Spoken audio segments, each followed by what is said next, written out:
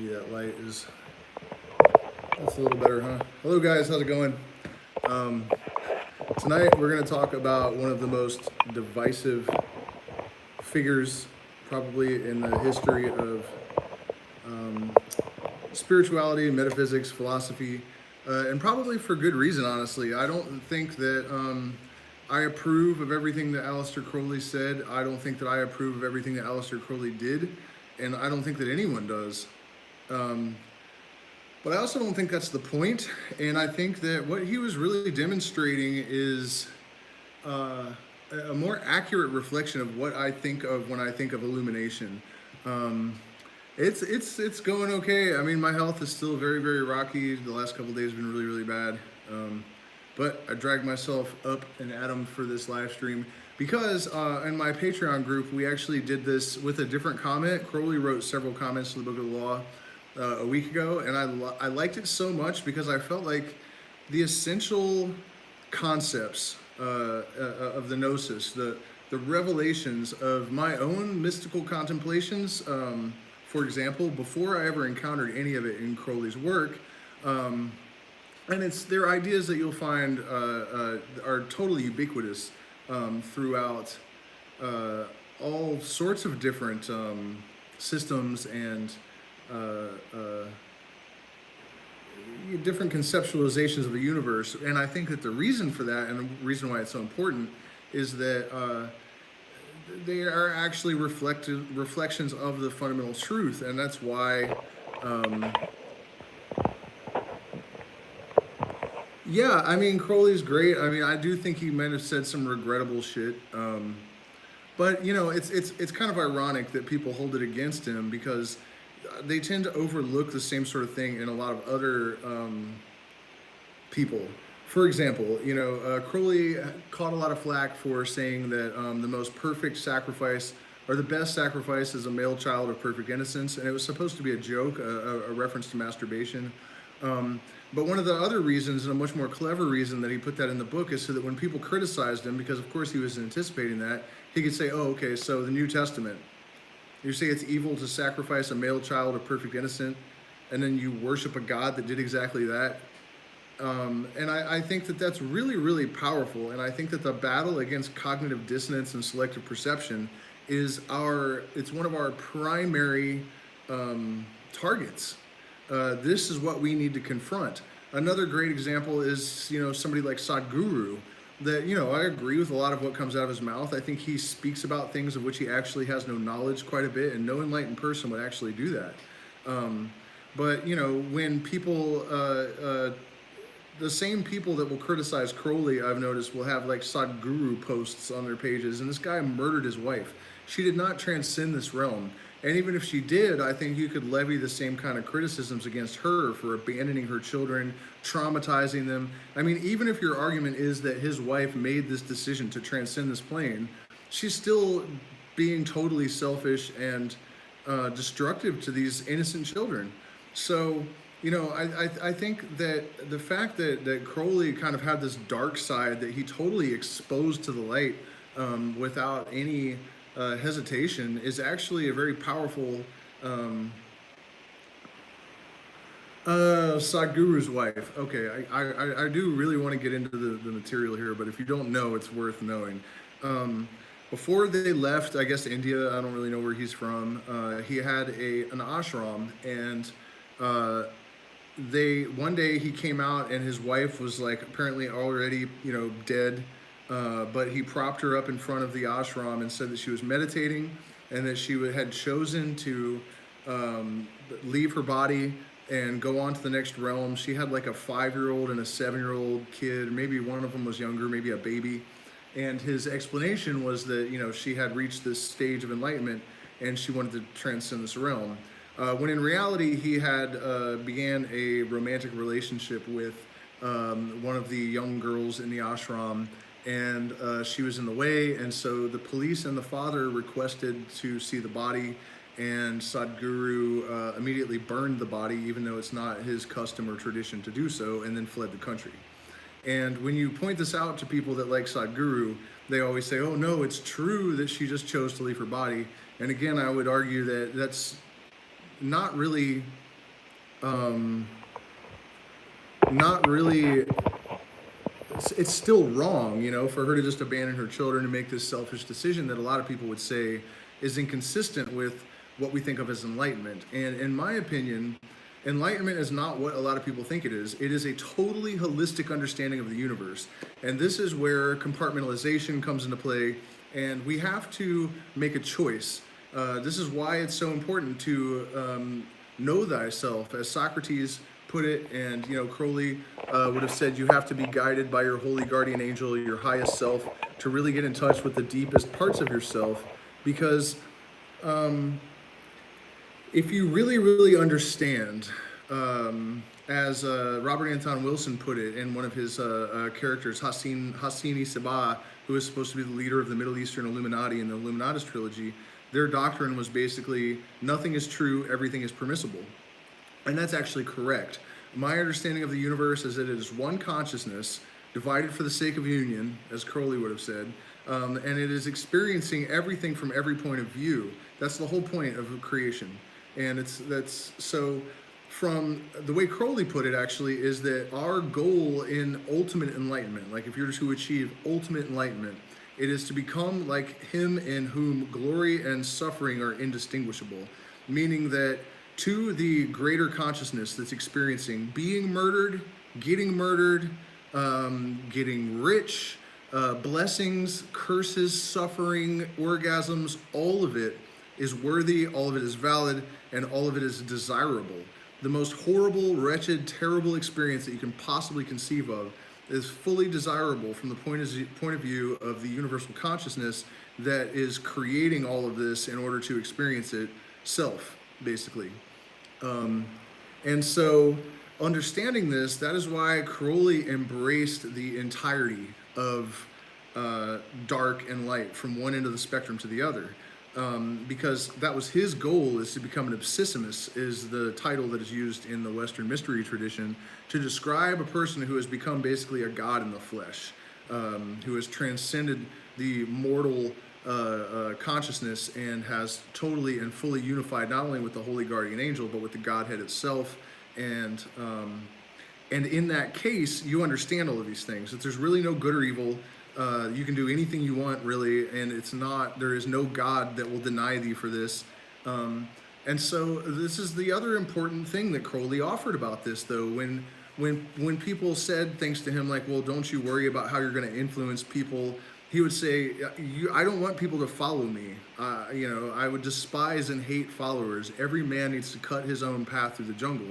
And so he meant, if I'm a black magician, that's my true will to go and do that. That's got nothing to do with my message, which is for you to go and discover your true will and commit your life to this thing. And it doesn't matter what I do. That doesn't have anything to do with the fundamental teachings of Thelema, which I think were absolutely 100% correct and the antidote to a lot of what is transpiring in the world. And unfortunately, I was unable to find a copy of the Book of the Law with the intro. Actually, I probably could find a PDF. Let's try, right? We're not in that much of a hurry. Because I feel like the introduction is just as important as the rest of the book, really. There's a bunch of really prophetical stuff that he says, and, there probably was a time when I had it all memorized, but that time has probably passed. So, Book of the Law, let's see.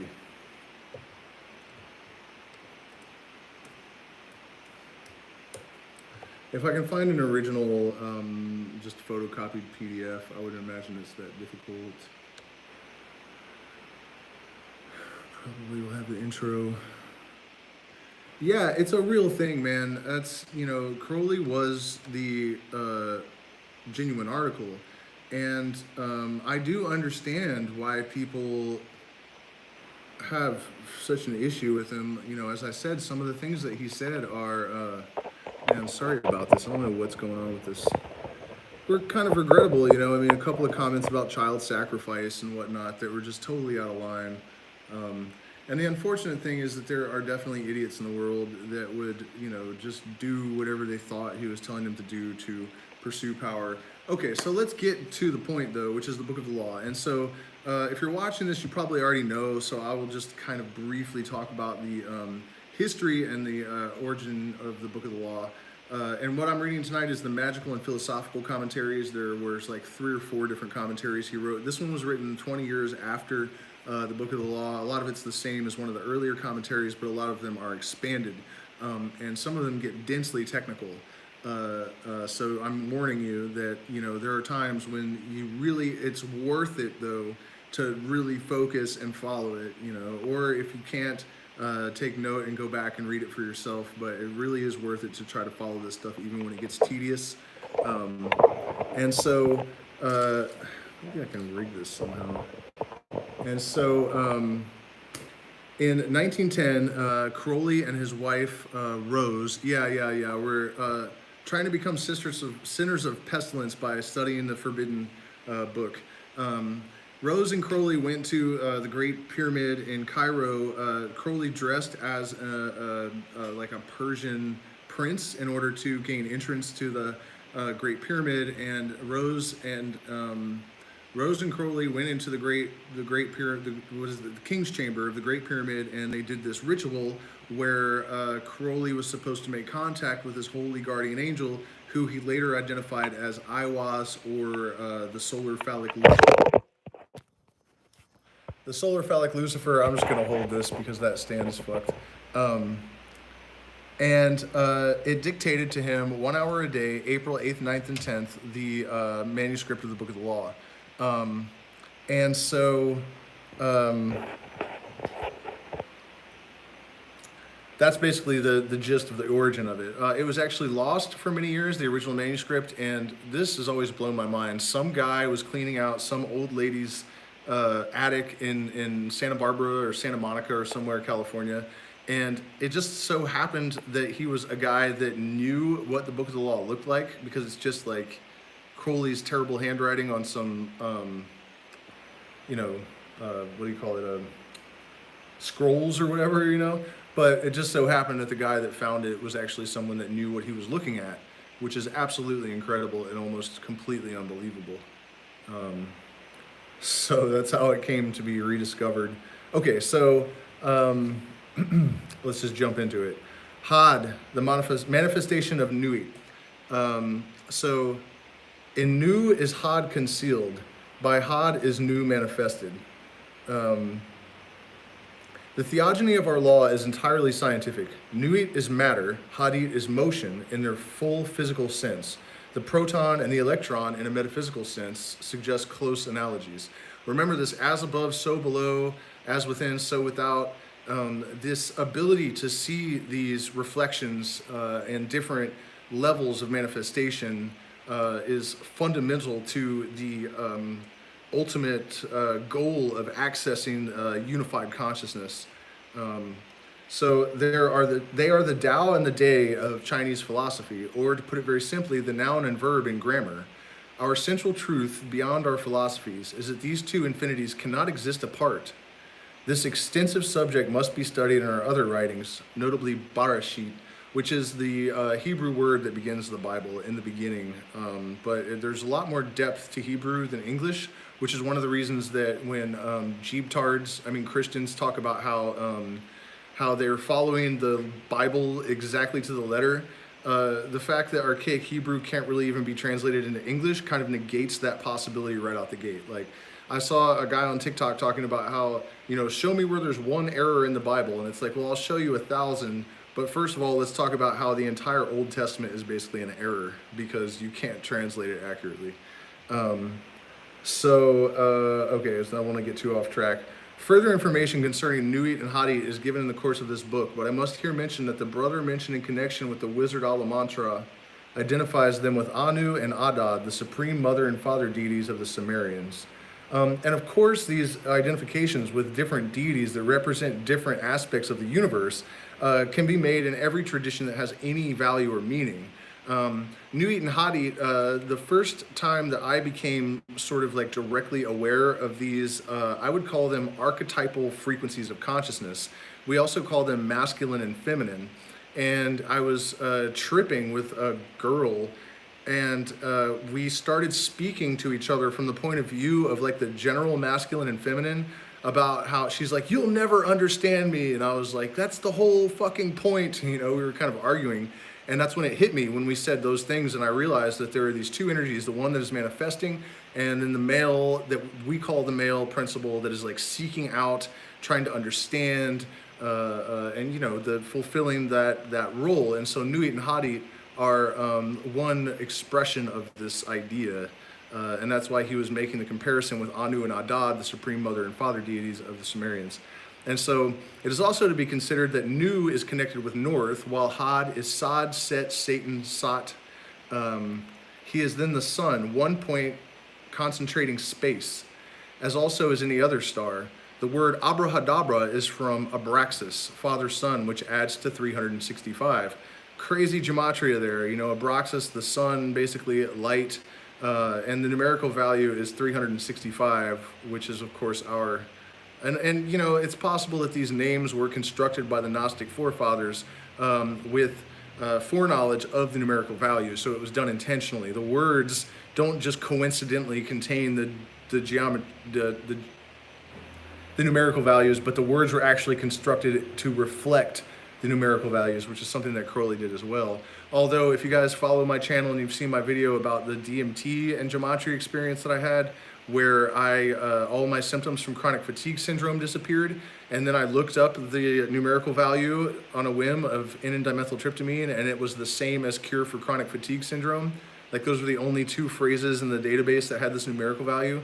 So, you know, I've seen some pretty weird evidence that gematria is real. And of course it makes sense. If number lies behind everything, then for us to subconsciously drape the formula of language over, you know, numerical, you know, it's all mathematics fundamentally. And so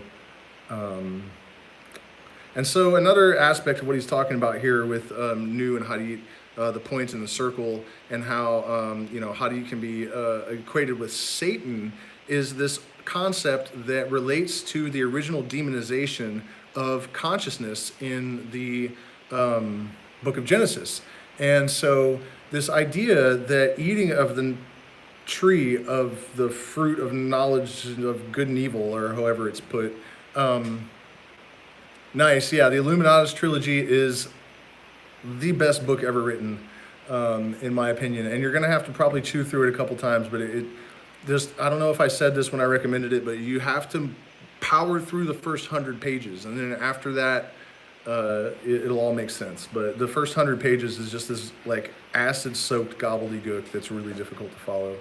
The dislikes are because I'm talking about Aleister Crowley probably, and people think that he was same as me. I was loath paying attention to him when I was younger. The universe kind of had to insist on it really, really intensely before I finally caved in and started to investigate.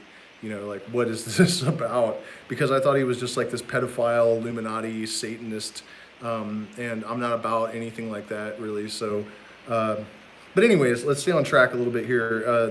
The idea is that Lucifer, you know, meaning light bearer, and light is that which bears consciousness. It's where our consciousness originates.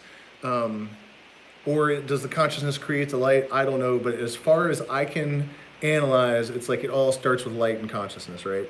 It's kind of a chicken or the egg question, but the concept is this Gnostic concept of nothingness being fractured into duality by a thought. So that caused the descent into matter, which is what is being demonized. Like the book of Genesis is like this fairy tale version of this actual process, this energetic process. Yeah, they're analogies. And so that's what he's saying here, though. I just wanted to kind of elucidate and pontificate upon this this reference to Satan as, and also another thing of, you know, the rebellion against God, the concept of God as this eternal nothingness, because perfection implies there's not a line, there's not a shadow, there's no differentiation. So this God, this perfect eternal thing, is actually just the absolute nothingness that sustains all of creation. It always is, always was, always will be. It is the Alpha and the Omega. It is the origin of paradox, because You know, the only possible unity is nothingness, because as soon as you have an object in space, you have two things. And so this idea of movement or desire or anything other than wanting anything other than nothing is this devil that is movement and light and desire and ill content and rebellion against the perfection of the eternal deity. Okay, so what's up, guys? Let's see, where are we at? Okay, for the north-south antithesis, see Fabre de Leuve, never heard of this guy, hermeneutic interpretation of the origin of the social state in man. Huh. Okay, so now moving on. It will, however, appear later that these two ideas may be resolved into one, that of matter with space, its condition or form included herein. This leaves the idea of motion for Hadit, whose interplay with Nuit makes the universe. And would you need per month to hang out with me out here? Well, actually, we are moving to a property where we have permission to sublet one of the rooms. So if you want to email me, we could talk about that. But if you're talking about just basic survival, geez, I don't know. I mean, $200 a month for rent, maybe $300, and then, you know, food costs practically nothing. And then if you want to have, you know, ceremonies, they're $30 to $100 for plant medicine ceremonies. So, you know, I mean, you could easily do it for $1,500 a month or something. That's living really comfortably. So the idea of motion for Hadit, whose interplay with Nuit makes the universe. And this is what I'm always talking about, the interplay of antinomies. And, you know, you guys, this, I don't know if this validates it or what, but all of this stuff entered into my consciousness by way of psychedelic experiences and meditations, and all of this before I ever encountered any of Crowley's writings. And it's not just in Crowley's writings. I mean, I think that the reason that that happens is because it is reality and we're all living in it. And I think once our filters and our sort of matrix mind that's impeding our perception is sort of dissolved, even just through sheer force of will, and even with the aid of ignorance in some ways, meaning that our mind hasn't been conditioned with falsehood to the extent that truth is imperceptible. Because, you know, it's really, really obvious, like once you see all of these things, it's like, well, no shit, this is how it works, you know. It's really not that extraordinary, and it's one of the reasons why we shouldn't put shamans and prophets and priests and all of these people on a pedestal. This kind of connection to that sort of